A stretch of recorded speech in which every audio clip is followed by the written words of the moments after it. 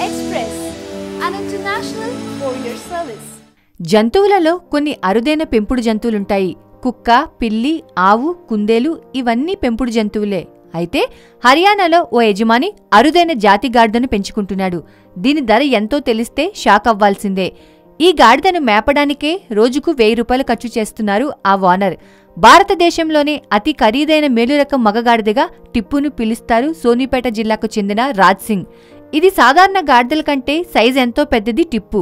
దీనికోసం రోజు 5 కిలోల ధాన్యపు గింజలు, 4 లీటర్ల పాలు, 20 కిలోల పచ్చగడ్డిని టిప్పుకు ఆహారంగా పెడుతున్నానని చెప్పాడు సింగ్. టిప్పును 5 లక్షల రూపాయలకు అమ్మమని ఉత్తరప్రదేశ్కు చెందిన ఓ వ్యక్తి అడుగగా టిప్పును అమ్మనని చెప్పాడట సింగ్. ప్రతిరోజు ఉదయం టిప్పు ఓనర్తో కలిసి వాకింగ్ కూడా వెళ్తుందని చెబుతున్నారు గ్రామస్తులు. మంచి ధర వస్తే టిప్పుని అమ్ముతానంటున్నాడు సంరక్షకుడు రాజ్ సింగ్. 10 లక్షల రూపాయలిస్తే టిప్పును సొంతం చేసుకోవచ్చంటున్నారాయన.